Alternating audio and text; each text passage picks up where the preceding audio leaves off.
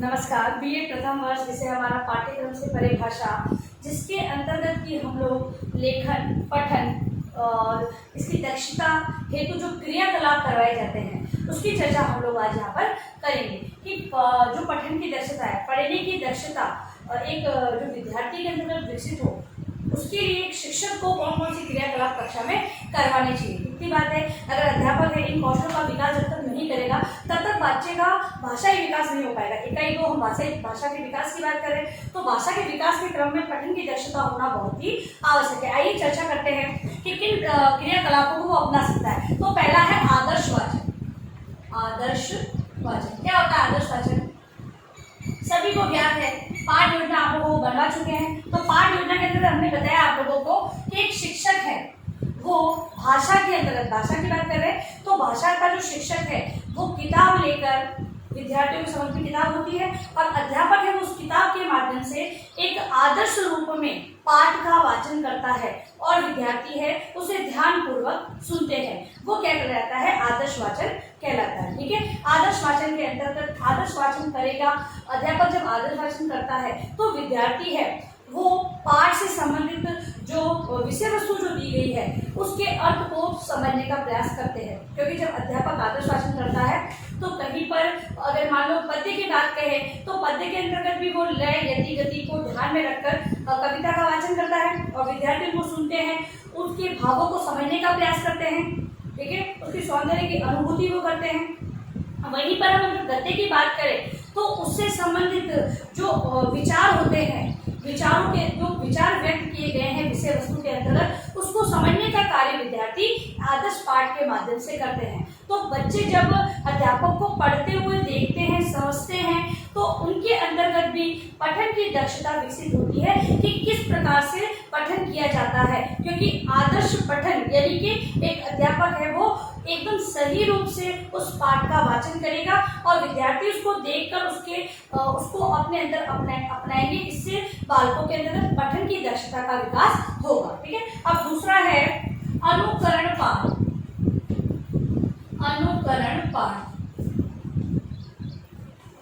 क्या होता है? अनुकरण पाठ तो अनुकरण पाठ के अंतर्गत अध्यापक है वो विद्यार्थियों को, मतलब 2-4 विद्यार्थियों को, अगर मान लो ज्यादा गद्य की हम बात करें तो 2-4 विद्यार्थियों को ही इतना अवसर मिलता है पढ़ने का।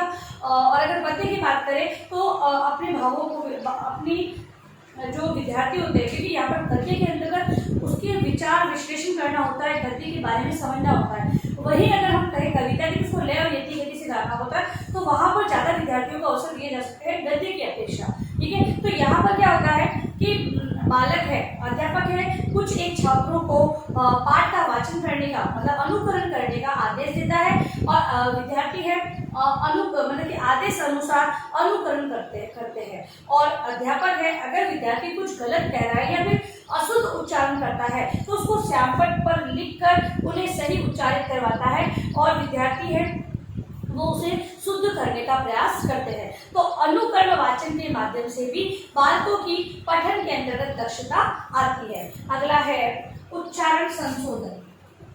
उच्चारण में संशोधन।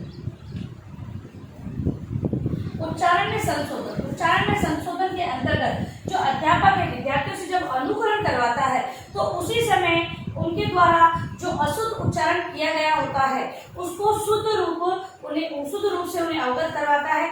यहाँ पर वो ये ध्यान रखता है कि विद्यार्थी है वो पुनः, क्योंकि एक बार अगर इस गलती, मान लो बच्चा पढ़ रहा है, अध्यापक सोचे कि पूरा पैराग्राफ पढ़ ले उसके बाद में उसको शुद्ध करवाऊंगा, इससे क्या होगा? अगर मान लो वही शब्द बार बार आएगा तो उसको बार बार गलत बोलेगा। वही अगर अध्यापक उस शब्द को वही अगर शुद्ध करवा देगा तो बालक जब बार बार भी वो शब्द आएगा तो उसका वो सही उच्चारण करेगा, क्योंकि उसे ध्यान है कि अध्यापक ने मुझे ये सही करवाया है। उसका ध्यान सीधा अध्यापक की ओर जाएगा, अध्यापक का ध्यान उसकी ओर जाएगा, जिससे कि क्या होगा? बालक है उसको शुद्ध रूप से उच्चारण करेगा। तो अशुद्धि उच्चारण में जो अशुद्धि संशोधन किया जाता है उसके माध्यम से भी बालकों के अंदर पठन की दक्षता विकसित होती है। लास्ट है लिखना। अब लिखने से पढ़ने की दक्षता कैसे आएगी? तो लेखन कार्य जब विद्यार्थियों को शब्दार्थ लिखने के लिए कहा जाता है तो विद्यार्थी मन ही मन उन्हें उच्चारण करते हुए लिखते हैं। तो यहाँ पर जो ये कहे कि पढ़ने की गति और एक मन मन की गति, दोनों में बहुत अंतर होता है। मन की गति बहुत ही तीव्र होती है, उससे बालक बहुत अच्छे तरीके से सीखता है। तो यहाँ पर जो लिखने से संबंधित जो कार्य किया जाता है विद्यार्थियों को, उसके माध्यम से भी बालकों के अंतर्गत पढ़ने की क्षमता का विकास होता है। तो ये था पढ़ने से संबंधित दक्षता। अब है लेखन से संबंधित दक्षता है कोई विविध क्रियाकलाप। लेखन,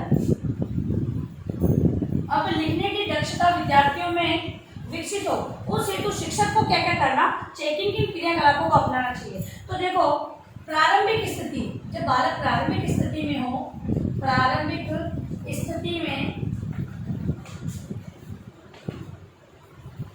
लाइनों का अभ्यास, जैसे कि आड़ी लाइन, तिरछी लाइन, ठीक है, ये इस प्रकार से जो आकृति होती है, विद्यार्थियों को मात्राओं का ज्ञान, ये सारी चीजें जब विद्यार्थियों को प्रारंभिक अवस्था में सिखाती जाती है, तो जो पाठ लेखन से संबंधित जो मुड़ाव होते हैं वहां पर विद्यार्थियों को समस्या नहीं आती है, आसानी से वो बनाना प्रारंभ कर देते हैं। तो प्रारंभिक अवस्था के अंतर्गत, प्रारंभिक स्थिति के अंतर्गत बालकों को इन चीजों का अभ्यास करवाया जाता है, और जिससे कि बालकों की लेखन की जो क्षमता है उसका विकास होता है।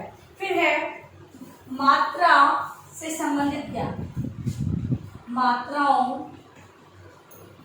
से संबंधित ज्ञान, मात्राओं से संबंधित ज्ञान। बालकों को सर्वप्रथम आ की मात्रा, उसके पश्चात ई की मात्रा, ठीक है, इस प्रकार 12 खड़ियों का ज्ञान, जो मात्राओं का ज्ञान है सर्वप्रथम वो दिया जाता है। उसके बाद जो बिना मात्रा के शब्द हैं उनको बताया जाता है। फिर जो मात्रा युक्त शब्द हैं वो सारी चीजें उन्हें बताई जाती है, जिससे कि बालकों के अंतर्गत जो मात्राओं से संबंधित जो गलतियां होती है उसमें सुधार होता है और लेखन की दक्षता उनमें विकसित होती है। इसके अलावा श्रुतलेख, प्रतिलेख और अनुलेख, ठीक है, ये सारी चीजें बालकों को लिखवाई जाती है। ये जो बच्चों को अध्यापक कहता है, विद्यार्थी श्रुति लेख, जो सुनकर लिखा गया लेख श्रुत लेख कहलाता है। ऐसे लेख को बालकों से करवाया जाता है, जिससे कि बालकों की लेखन की जो दक्षता है, लेखन से संबंधित शुद्ध लेख, ऐसी प्रतियोगिता भी कक्षा में करवाई जा सकती है।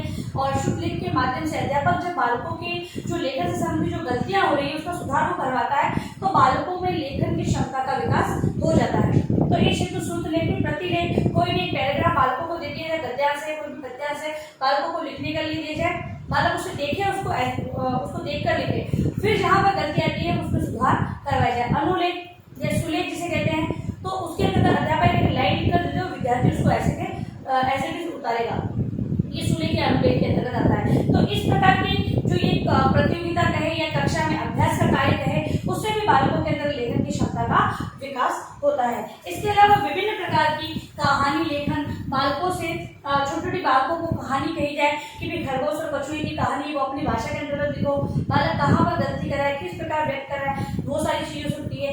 निबंध का कोई ऐसा टॉपिक दे दिया जाए, अपने मित्र पर आधारित, विद्यालय पर आधारित, शिक्षक पर आधारित, माता पिता पर आधारित, किसी भी प्रकार का निबंध दे दिया जा सकता है। इसके अलावा पत्र लेखन है वो विद्यार्थियों को करवाया जा सकता है। तो ऐसी बहुत सारी गतिविधियां हैं जिनको आयोजित करते हुए बालकों के अंतर्गत लेखन की क्षमता का विकास किया जा सकता है। बस एक शिक्षक है वो इससे संबंधित उचित क्रियाकलापों को अपनाते हुए विद्यार्थियों में इन दक्षताओं का विकास करेगा, ठीक है। तो इस प्रकार आज हम लोगों ने लेखन और पठन की जो दक्षता है उसके विभिन्न क्रियाकलापों के बारे में जो समझा, उसी को अपने गृह कार्य के रूप में आप लोग लेकर आएंगे। लिखिए गृह कार्य प्रश्न आपका, पठन तथा लेखन दक्षता हेतु विविध क्रियाकलापों का